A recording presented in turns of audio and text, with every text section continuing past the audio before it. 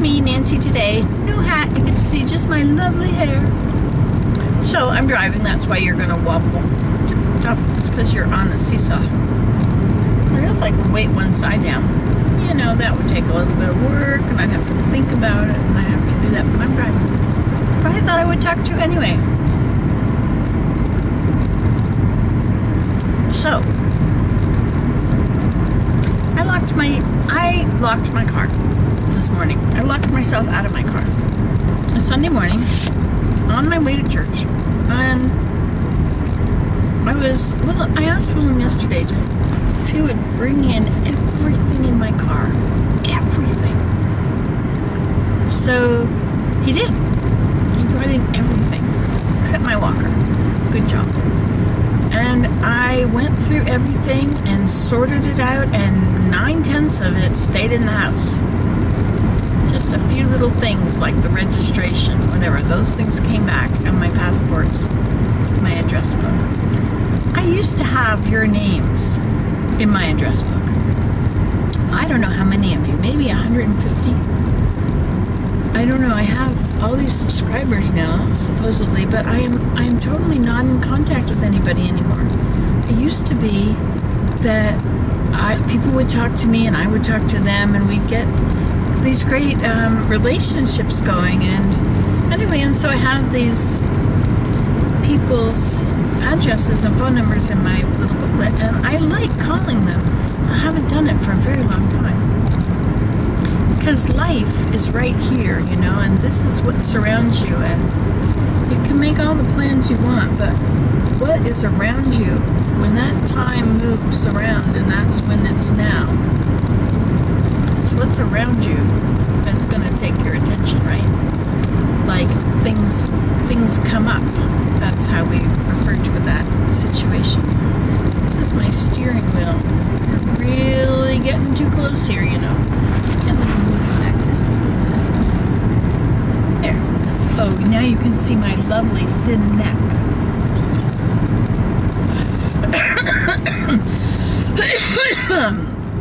People are so hung up on what they look like.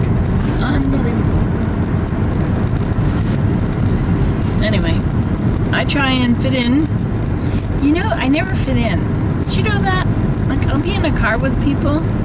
We're going somewhere, and I don't fit in. I'm not like them. And I'm not like anybody. Or anyway, I fit in with Mary. Fit in with Mary Jane. And a few of you. Those are the ones I fit in with. Yeah, a few of you.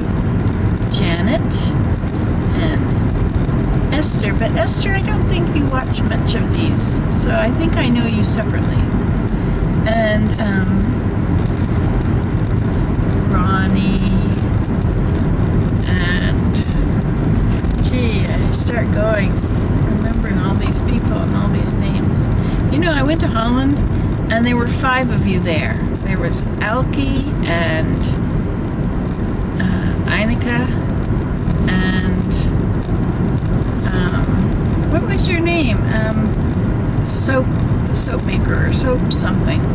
But she's Dutch, and so anyway, so she came and hung out when we were at our mother-in-law's. She lives there. Anyway, so I mean, they live in the same town. How far out is that? I mean, far out, is that the word? It's just like far out there for a far out, man. Boy, what it took to be cool, eh? If you were from the 60s and you were into being cool. It's hard work fitting in, isn't it?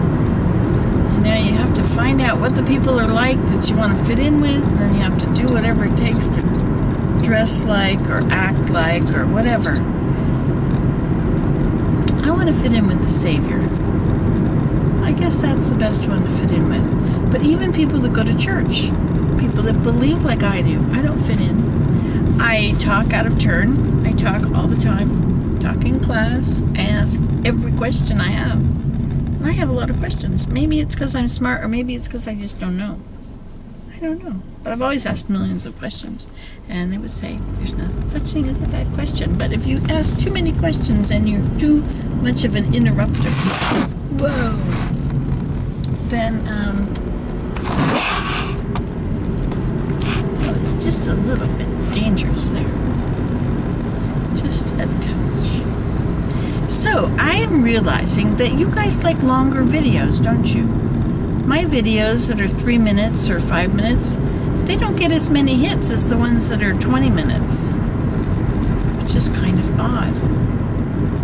Because I would have thought that, I don't know, people would get bored. Turn it off.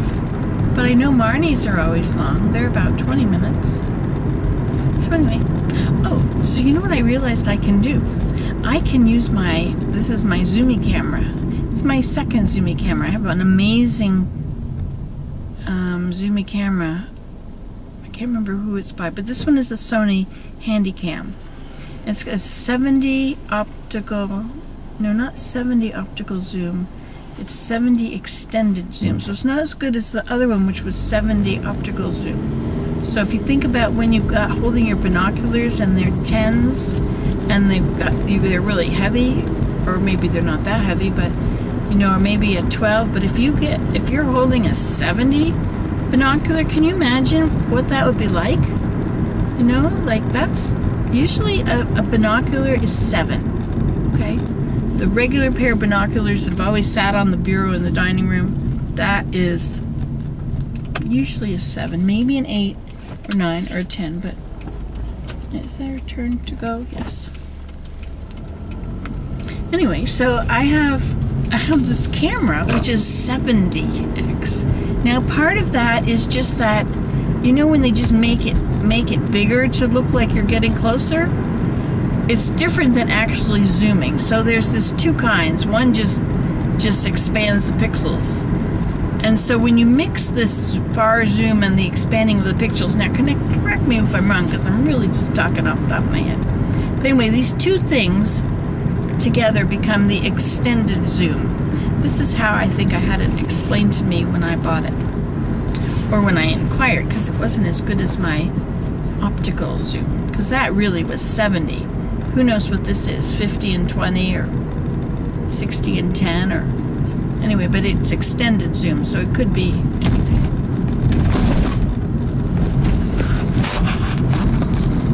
There.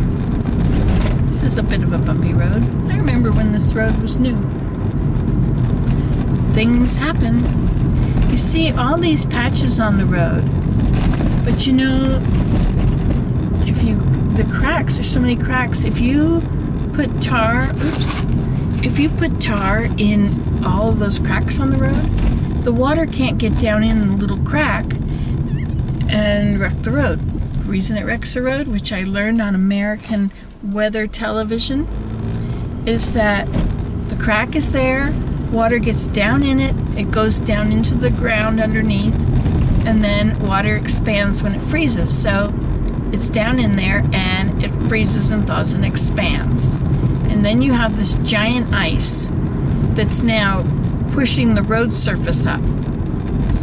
And then it melts, it turns to water, it's gone. So now you have this place where there was lots of ice in between all the sand or gravel is now gone. And so that all drops back. And so now you've got your heaped up road and nothing under it, or not much under it. And some dear soul drives over it. Boy, look at those dogs. Those are interesting dogs. She drives over it, somebody drives over it, and it makes a pothole. Now I think when they explained that on television, they had a really better way of doing it. Plus they had pictures. A picture is worth 1,000 words. Actually, from one picture you can make a lot more than 1,000 words. Depends on the detail of the description. You know, my daughter watercolors, and she does a perfect job.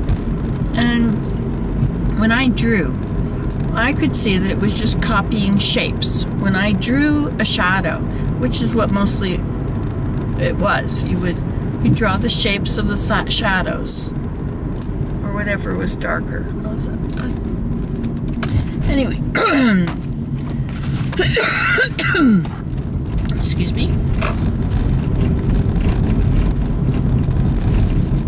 So if you draw the shapes of the shadows, or the shapes of anything, shapes of any objects that are, what you see, not the shape of it, but what you see. And what you see is going to be a skewed version of what the shape is. You know that, right? Like if you see a circle, if you put it on a table like that, suddenly your circle is not the same shape, right? So you draw what you see. See, you draw exactly what you see, not what you know it is. You draw what you see. You see that shape. Okay, so now imagine what you can do with colors if you can zoom in on a photo. If you can zoom in on a corner or a little thing, and you can zoom it in really big, and then you can see exactly the shape of that color, right? And so then you could paint it or draw it or whatever you're doing. And that all related to the fact that a picture is worth more than 1,000 words. They say a picture's worth 1,000 words, but no, because 1,000 words will kind of describe the setting. But the detail, if you really want to do the detail, like the shape of the leaf and each leaf differing from the next leaf, and if you really want to get into describe it in a way it can be reproduced. Imagine that. Taking a lot of the imagination out of it. Anyway, so if you can do that, that's going to take a lot more than 1,000 words, isn't it? Even if you're going to start talking about, say, the photo as individuals. So what if you're, then you can get into describing the person's feelings, the way the person looks, because you don't know their feelings, but the way it appears, and the way the other person is reacting, and you may see the story unfolding there, just in that snap of a millisecond. You may be able to understand things from those expressions, and if somebody's looking at you like this, like, so what's going on? There's a conversation going on, and this person here is trying to understand, right? Listening attentively, understanding, and so by looking at this face that there's somebody else there, right? That there's a conversation going on. Now all you had was my face, which you haven't got at all because it's over here and you're stuck. You're locked in. Do you ever feel like you have locked-in syndrome when you're watching a video? It was interesting. I drove with my cousin once, and I was videoing a lot, so I was talking on the video, and she felt left out, which is totally understandable. And then later, when she was watching the video, I was talking to her, and she remembers being there. Funny, that you can't have two separate experiences at the same time. Like if you're driving with one person, you can't stop and go and drive up this interesting lane because they're not that kind of person. And if you're driving with somebody else who stops on every tiny thing, maybe you don't want to stop anymore. I think I stop on every tiny thing. But it's okay because you don't have to ride with me. You have a very cool thing. You don't have to wait until I decide to stop and let you out, take you back to your car. You're not stuck here in the car with me. You are free. You just have to push that little button, the little X in the top corner. Oh yeah, you can push that other subscribe thing if you want, and that like thing, and then you can make comments. I mean, you can do a lot. You have power. You can influence what I talk about. Right. Well, there's been this little rush of people talking to me, and these are people I haven't heard from or never knew. These new names that are popping up, and it's so cool. Like, wow, somebody knows I exist. Like, I used to make all these videos, and I think that I was motivated by the comments. I think that's why I did it. I mean, I used to make 10 videos a day on all kinds of subjects, you know, cleaning and cooking and gardening and whatever I happened to be doing, shopping, all my errands. I would just take the camera along and I would video as I would go or as I would do it. So there were a lot of it. I mean, I think it was the comments that gave me that incentive.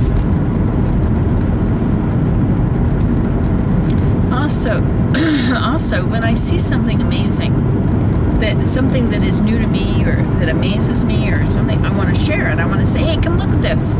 So that's when I make all those videos. So anyway, on this new card that I found, on this camera, the card is in it, and the card has stuff in there from over a year, and none of them have been uploaded. So I put them all. I found out, you know that slot I was telling you about that's in my laptop where you're supposed to put your card in?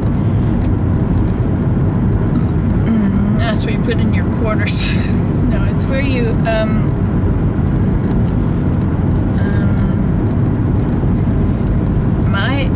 mine had something stuck in it, and I kept trying to put a card in, it wouldn't go, and I thought maybe this is not, you know, whatever. Anyway, but I got in there with something tiny, and I picked, and I got a card out. Actually, I got this really tiny card, and then around it had been the case, and I pulled that one out, so I had this a little bit bigger card, both of which did not belong in my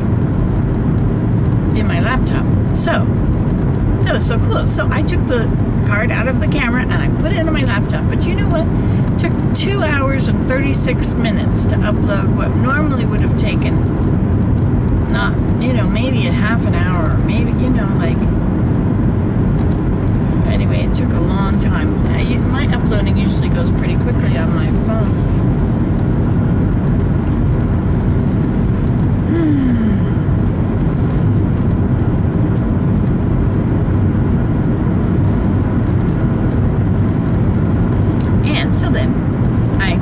Sidetracked.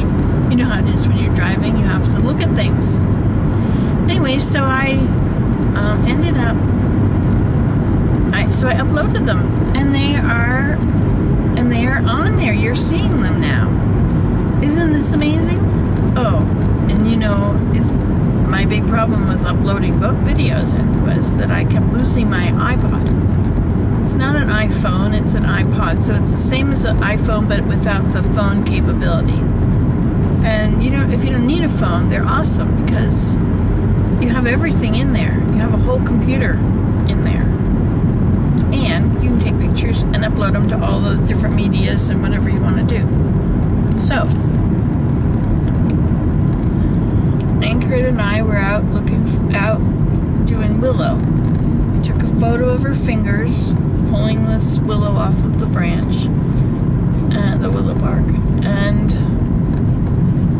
I came back to the car and I didn't have my thing anymore. And so part of having Willem empty the whole car was to help me find if it was in my car. And I went down again for the third time. I went back to the same place and checked it very thoroughly. And the only place that I can imagine it is that I must have, when it fell out, I must have stepped on it and it went into the mud. That's the only thing I can think of. But you know, I think I would feel that if I stepped on a flat thing, but maybe if it was on an angle or I stepped on the edge of it, you'd still think I would feel it. But anyway, I think that if that's the only last place that it can be, because it's not anywhere else. And the mud is now covered. It's in like that much water now. So I'm very grateful to have this camera, because I think this camera is going to be the way that I upload videos now. I have to go back to the very long thing. So I won't be doing 10 videos a day. I'm going to stick to the 1 video a day. I think I like this. And if I've got a few little videos, I think I'll just stick them all together. The trouble is that you might not know. This guy is really passing a lot of us. 1, 2, 3, 4,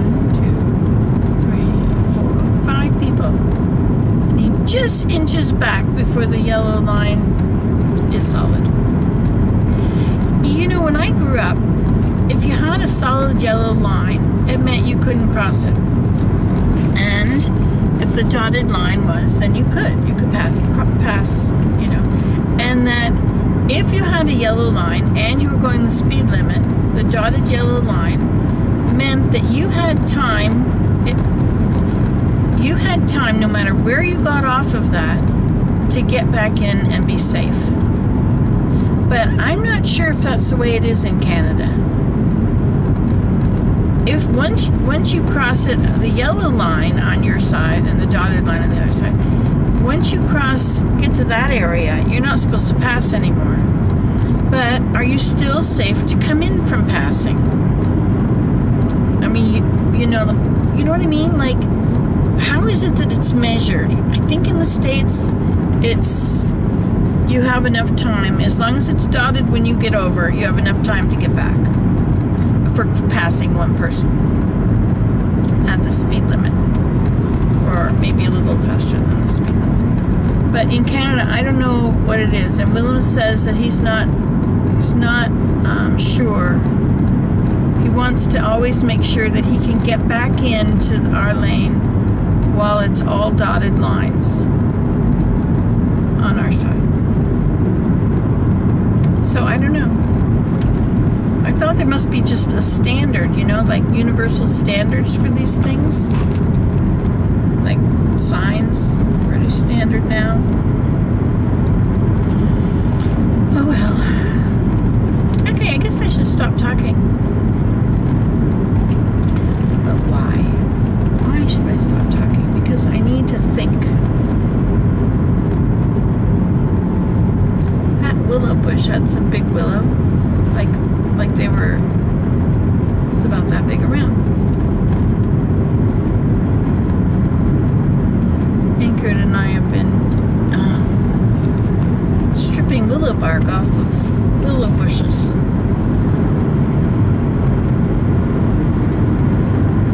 And I made a basket out of it. Very nice little basket. I think I might have shown you.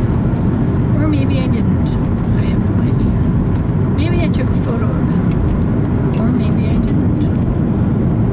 You know how it is. You never know until you look. Well, some people can remember everything. Can you remember when you used to be able to remember everything?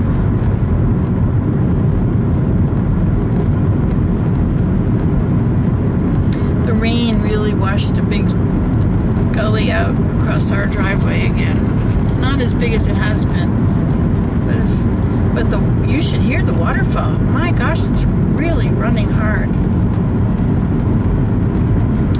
And also, Iceberg Pond is overflowing its bank onto the sun deck.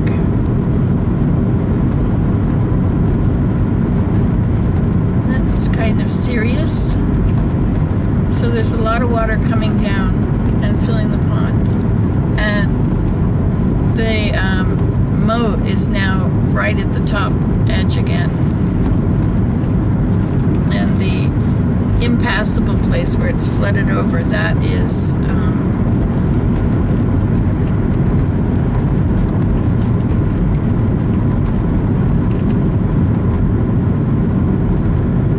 now once again flooded over, wider than it's been.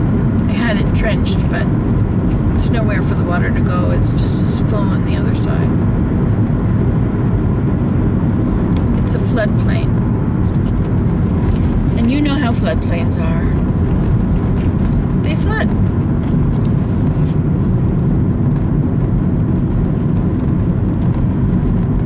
Okay, I think I'm gonna get off.